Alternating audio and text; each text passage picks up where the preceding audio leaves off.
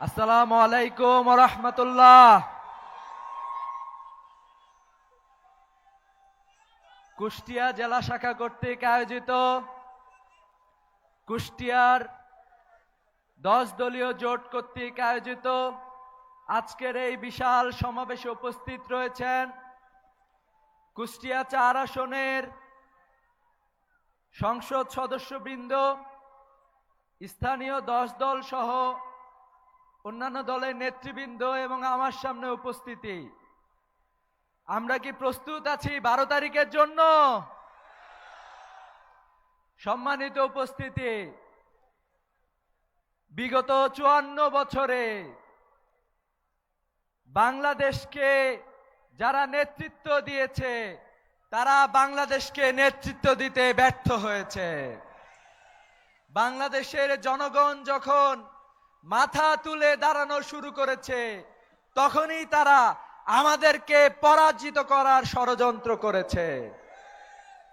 বিগত 16 বছরে জামায়াতে ইসলাম সহ ইসলামী ছাত্র শিবির সহ বাংলাদেশের আপামর জনতার কণ্ঠকে রুদ্ধ করে রাখার চেষ্টা হয়েছে। তারা কি আমাদের পথ চলাকে একদিনের জন্য থামিয়ে দিতে পেরেছিল? আমরা দেখেছি গুম করে, খুন করে, হত্যা করে আমাদের পথ চলাকে তারা দমন করতে পারে নাই। আমরা দেখেছি পিলখানায় গণহত্যা চালিয়েছে তারা। 28 অক্টোবর আমাদের ভাইদের উপরে মেরে তারা নৃত্য করেছে। আল্লামা সাঈদীর রায়ের পরে অসংখ্য মানুষকে তারা হত্যা করেছে। সর্বশেষ 24-এর জুলাই বিপ্লবে আমাদের গুলি করে থামিয়ে দিতে তারা চেয়েছিল। আমরা বলতে চাই, মুক্তিকামী জনতাকে বুলেট দিয়ে, গুলি দিয়ে, খুন করে থামিয়ে রাখা যায় না। জুলাই বিপ্লবের পরে আমরা ভেবেছিলাম আমরা একটি নতুন বাংলাদেশে প্রবেশ করেছি, কিন্তু আমরা দেখলাম অচিরেই আবারও চাঁদাবাজি শুরু হয়ে গিয়েছে, আবারও এক একটা স্থাপনা দখল শুরু হয়ে গিয়েছে, আবারও ক্যাম্পাসে শহীদ আবরার ফাহাদের মতো তেজগাঁও কলেজে ছাত্র হত্যা শুরু হয়ে গিয়েছে। আমরা এটাও দেখলাম এই সন্ত্রাসী গোষ্ঠী, চাঁদাবাজিতে আসক্ত গোষ্ঠী, চাঁদাবাজির নেশায় একজন জীবন্ত মানুষকে পাথর দিয়ে প্রকাশ্য রাজপথে হত্যা করেছে।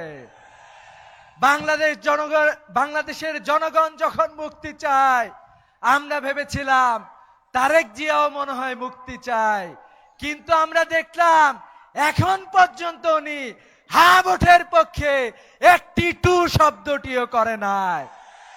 আমরা ধিক্কার জানাই এরকম একটি নেতৃত্বকে, যিনি হা ভোটের পক্ষে অবস্থান গ্রহণ করেন না। বাংলাদেশের মানুষ তাকে প্রত্যাখ্যান করে। সম্মানিত উপস্থিতি, আমরা যে নতুন বাংলাদেশ চেয়েছিলাম, আগামী 12 তারিখে যে ব্যালট বিপ্লব শুরু হবে, সেই ব্যালট বিপ্লবের জন্য আমরা সবাই কি প্রস্তুত আছে? আমরা জানি আমাদের অন্যতম একটি গুরু দায়িত্ব সুন্দরভাবে শৃঙ্খলার সাথে এই ভোট সম্পন্ন করা। আমরা বলতে চাই, আমরা শৃঙ্খলার সাথে এই ভোট শেষ করতে চাই, কিন্তু যদি এই ভোট নস্যাৎ করার কোনো ষড়যন্ত্র হয়, আমরা কি ঘরে বসে থাকব? বাংলাদেশের আপামর জনতা রাজপথে নেমে তাদের সেই দুঃস্বপ্ন, তাদের সেই চক্রান্তকে দুঃস্বপ্নে পরিবর্তন করবে ইনশাআল্লাহ। সম্মানিত উপস্থিতি, বাংলাদেশের মানুষ অলরেডি বুঝে গিয়েছে কারা তাদের প্রতিনিধিত্ব করতে চায়। আমাদের তরুণ সমাজ অলরেডি বুঝে গিয়েছে কারা বাংলাদেশের মুক্তি নিশ্চিত করবে। তাই আমরা বলতে চাই, ডক্টর শফিকুর রহমানের নেতৃত্বে আগামীর যে সরকার গঠিত হবে, সেই সরকার বাংলাদেশে ইনসাফ প্রতিষ্ঠা করবে ইনশাআল্লাহ। আজকে আমরা যদি দেখি বাংলাদেশে ইনসাফ নাই, বাংলাদেশে জুলুমতন্ত্র প্রতিষ্ঠা হয়েছে। আমাদের কৃষকের ন্যায্য মূল্য শহরে যেতে যেতে সেই পণ্যের ন্যায্য মূল্য আমরা আর পাই না। 10 টাকার পণ্য ঢাকায় যেতে যেতে 100 টাকা হয়ে যায়। এভাবে করে প্রত্যেকটা জায়গায় জুলুম এবং বঞ্চনার মধ্য দিয়ে বাংলাদেশের মানুষ কাটাচ্ছে। আপনারা কি দেখেছেন বিগত ছাত্র সংসদ নির্বাচনে ছাত্ররা ঐক্যবদ্ধভাবে সুন্দর এবং সত্যের পক্ষের শক্তিকে বিজয় দান করেছে। আমরা বিশ্বাস করি আগামী 13 তারিখে বাংলাদেশে যে সূর্য উঠবে, সেই সূর্য উঠবে ইনসাফের সূর্য ইনশাআল্লাহ। এই ঐতিহাসিক সময়ে আমরা কি ঐতিহাসিক দায়িত্ব পালন করার জন্য প্রস্তুত আছে?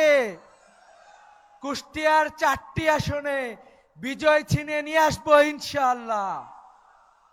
সেই সাথে আমাদের যারা যুব সমাজ আছে, আমরা বলতে চাই 10 দলীয় ঐক্য জোট যে ওয়াদা রেখেছে তরুণদের জন্য কর্মসংস্থান নিশ্চিত করবে ইনশাআল্লাহ।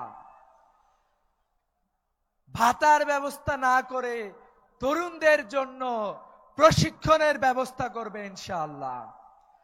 যে শিক্ষা ব্যবস্থা এতদিন আমাদের দেশের মানুষদেরকে সুন্দরভাবে গড়ে তুলতে পারে নাই, সেই শিক্ষা ব্যবস্থাকে ভেঙে নতুন এক শিক্ষা ব্যবস্থা গঠন করা হবে।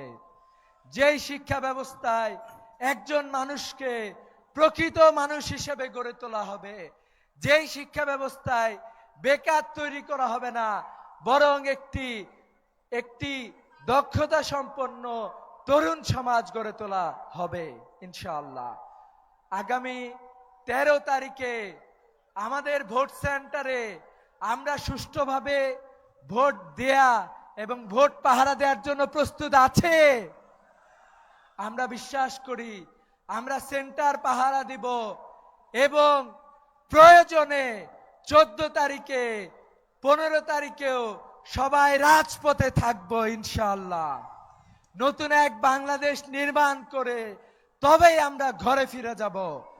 আমরা কি প্রস্তুত আছে ইনশাআল্লাহ? আসসালামু আলাইকুম।